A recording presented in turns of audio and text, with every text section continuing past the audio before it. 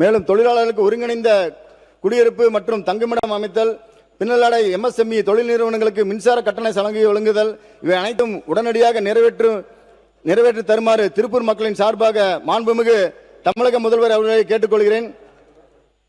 மூன்றாவதாக கல்வி. ஜெயபாபாய் அரசு மகளிர் மேல்நிலைப்பள்ளி, பழனிமால் அரசு மகளிர் மேல்நிலைப்பள்ளி, நஞ்சப்பா அரசு ஆண்கள் மேல்நிலைப்பள்ளி, KSC அரசு ஆண்கள் மேல்நிலைப்பள்ளி வெறும் பள்ளிகள் அல்ல, திருப்பூர் மக்களின் பல தலைமுறைகளின் கனவுகளை உருவாக்கிய கல்விக்கூடங்கள். மாணவர்களின் எண்ணிக்கைக்கு ஏற்ப தேவையான ஆசிரியர் பணியிடங்களை நிரப்ப வேண்டும் என்று திருப்பூர் மக்களின் சார்பாக கல்வித்துறை அமைச்சரிடம் கேட்டுக்கொள்கிறேன். ஏன்னா திருப்பூர் தெற்கு தொகுதியில் எந்த ஒரு மாணவனும் ஆசிரியர் பற்றாக்குறையால் பாதிக்கப்படக்கூடாது என்று கூறிக்கொள்கிறேன். நான்காவதாக அடிப்படை கட்டமைப்பு. உலகம் டாலர் சிட்டி என்று பார்க்கும் திருப்பூர் உலகத்தரமான நகரமாகவும் இருக்க வேண்டும். சாலைகள், மழைநீர் வடிகால், சாக்கடை வசதி, தெருவிளக்குகள், போக்குவரத்து கட்டமைப்பு, பட்டா இல்லா இடங்களுக்கு பட்டாக்களும், வீடு, ஏழை எளிய மக்களுக்கு நமது அரசின் சார்பாக வீடு வழங்க வேண்டும் என்ற கோரிக்கைகளும் திருப்பூர் மக்களின் சார்பாக கேட்டுக்கொள்கிறேன். ஏன்னா திருப்பூர்ல பாத்தீங்கன்னா சுகுமார் நகர், அணைமேடு, TMC காலனி 40 வருஷத்துக்கு மேல மக்கள் குடியிருந்து வர்றாங்க. அவங்களுக்கெல்லாம் பட்டா இல்லை. அவர்களுக்கு நமது அரசு பட்டா வழங்கும்படி தாழ்மையுடன் கேட்டுக்கொள்கிறேன். திருப்பூர் உலக தொழில் வளர்ச்சியில் உலகத்துடன் போட்டியிடுகிறது என்றால் அதன் உள்கட்டமைப்பும் உலகத்துடன் போட்டியிட வேண்டும். ஐந்தாவது கிபி நூற்றாண்டில் காஞ்சி மகாநதி என்று அழைக்கப்பட்ட மிக பழமை வாய்ந்த ஆறுதான் தற்போது நொய்யல் ஆறு. நஞ்சராயன் ஏரி, நல்லாறு ஏரி இவை அனைத்தும் ஒரு சேர சங்கமித்து சீறி பாய்ந்து ஓடிக்கொண்டிருந்ததுதான் நொய்யல் ஆறு. நொய்யல் என்பது வெறும் ஒரு ஆறு அல்ல, அது திருப்பூரின் வரலாறு. அது நமது இயற்கையின் அடையாளம். அது நமது எதிர்கால தலைமுறையின் உரிமை. எனவே தூய்மையான நொய்யல், வளமான திருப்பூர் என்ற இலக்குடன் நொய்யல் ஆற்றை முழுமையாக மீட்டெடுக்க வேண்டும் என்ற கோரிக்கையும் ஒட்டுமொத்த திருப்பூர் மக்களின் சார்பாக இந்த அவையில் மாண்புமிகு முதல்வர் மற்றும் நீர்வளத்துறை அமைச்சர் அவர்களை கேட்டுக்கொள்கிறேன். ஆறாவது சிறுபான்மையினர் நல கோரிக்கைகள். அடிப்படை வசதிகளை உறுதி செய்தவுடன் சிறுபான்மை மாணவர்களுக்கு கல்வி உதவித்தொகைகளை உயர்த்த வேண்டும். சிறுபான்மை மாணவர்களுக்கு விடுதி மற்றும் போட்டித் தேர்வு பயிற்சி மையங்கள் அமைக்க வேண்டும். சிறுபான்மை இளைஞர்கள் மற்றும் பெண்களுக்கு தொழில் தொடங்க மானியம், திறன் மேம்பாட்டு பயிற்சி, தொழில் கடன் மற்றும் வேலை வாய்ப்புகளை அதிகரிக்க வேண்டும். மேலும் சிறுபான்மை மக்களுக்காக அரசு அறிவிக்கும் அனைத்து நலத்திட்டங்களும் தாமதமின்றி சென்றடையும் வகையில் வெளிப்படையான மற்றும் கண்காணிக்கக்கூடிய நடைமுறை அரசு உருவாக்க வேண்டும். மேலும் திருப்பூரில் போக்குவரத்து நெரிசலை தவிர்க்க மேம்பாலம் அமைத்தல். திருப்பூர் இன்னைக்கு பார்த்தீங்கன்னா திருப்பூர் 25 லட்சம் மக்கள் இருக்கிறாங்க. அவங்களுக்கு கடுமையான போக்குவரத்து நெரிசல் இருக்குது. திருப்பூர் புஷ்பா தியேட்டரில் இருந்து அம்மாபாளையம் வரை போக்குவரத்து நெரிசலை கட்டுப்படுத்த ஒரு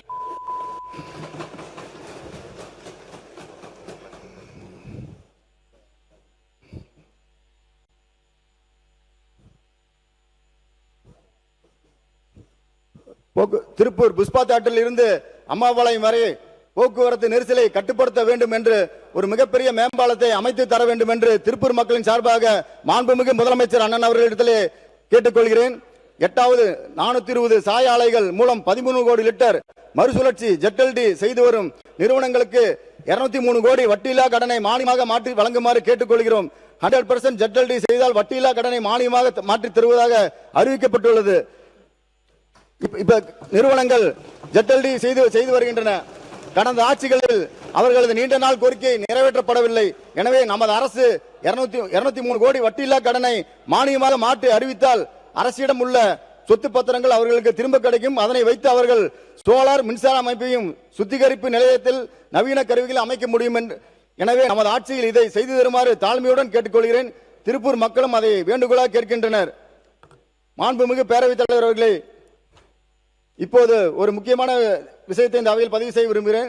நாங்கள் இந்த சட்டமன்றத்திற்கு புதியவர்கள், அதை ஒப்புக்கொள்வதில் எங்களுக்கு எந்த தயக்கமும் இல்லை. ஆனால் மக்களோடு மக்களாக வாழ்ந்து மக்களின் வீடுகளுக்குள் சென்று அவர்களின் கண்ணீரையும் கஷ்டங்களையும் எதிர்பார்ப்புகளையும் கோபத்தையும் நேரில் பார்த்த அனுபவம் எங்களுக்கு இருக்கிறது.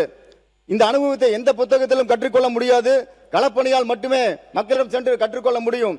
அனுபவம் முக்கியம், ஆனால் மக்களுக்கு நல்லது செய்ய வேண்டும் என்ற நல்ல எண்ணம் அதைவிட முக்கியம்.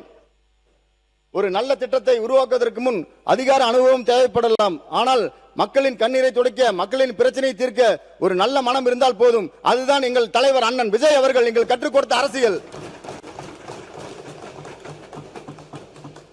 மாண்புமிகு பேரவைத் தலைவர் அவர்களே, இந்த அவையில் உங்கள் முன்னிலையில் ஒன்று கூட ஆசைப்படுகிறேன். இன்னும் கொஞ்ச நாட்களில் உள்ளாட்சி தேர்தல் வர இருக்கிறது.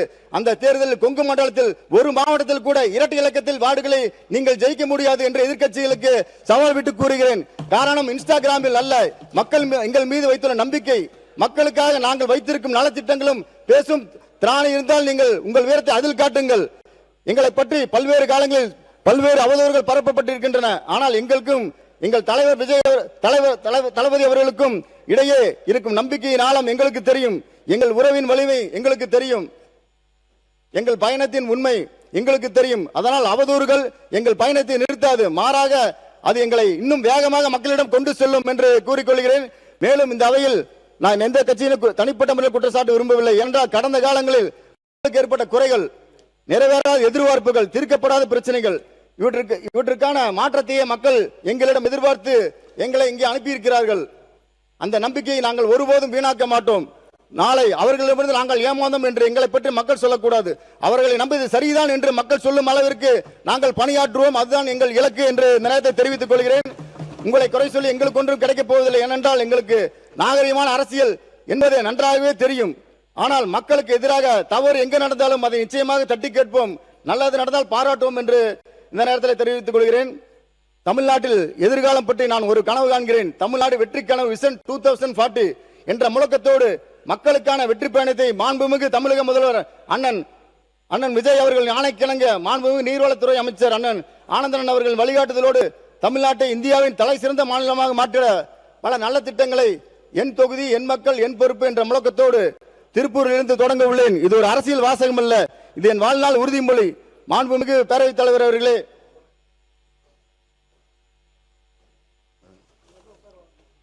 இப்போது ஒரே ஒரு வேண்டுகோள் மட்டும் மாண்புமிகு முதலமைச்சர் அவர்களிடம். இன்றைய காலகட்டத்தில் தனி மனித அமைதி உலகம் மதிக்கத்தக்கதாகும் என்ற அடிப்படையில் தனி மனிதனுக்கு தேவையான உடல் உயிர் மனம் ஆரோக்கியத்திற்காக யோகா பயிற்சிகளை அருட்தந்தை வேதாத்திரி மகரிஷி அவர்கள் வடிவமைத்து உள்ளார்கள்.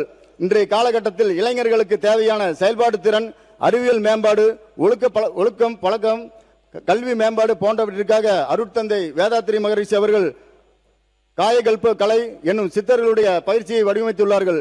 இதை பள்ளி கல்லூரிகளுக்கு மாணவர்களுக்கு இதை வழங்கும் போது வருங்கால சமுதாயம் ஒழுக்கத்தில் சிறந்ததாகும், பண்பாட்டில் சிறந்ததாகவும் அமையும்.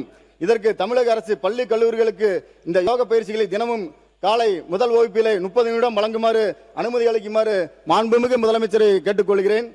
கிராமிய சேவை திட்டத்தின் மூலமாக கிராமங்களை தத்தெடுத்து இந்த யோக பயிற்சிகளை வழங்கி கிராம மக்களை மேம்படுத்துவதற்காகவும் கிராம மக்களுக்கு தேவையான உடல் உயிர் மன ஆரோக்கியத்திற்காகவும் ஸ்கை யோகா பயிற்சிகள் வழங்கப்பட்டு வருகிறது.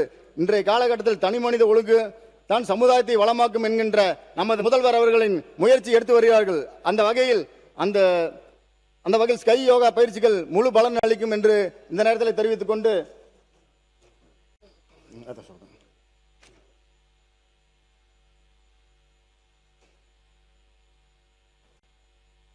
இந்த பேச வாய்ப்படுத்த மாண்புமிகு முதலமைச்சர் அவர்களுக்கும் பேரவைத் தலைவர் அவர்களுக்கும் என்னுடைய நன்றியை தெரிவித்துக் கொண்டு, வாழ்க மக்கள், வளர்க தமிழ்நாடு, வெல்க திருப்பூர், வெல்க தமிழக வெற்றி கழகம். நன்றி கூறி விடைபெறுகிறேன். நன்றி, வணக்கம்.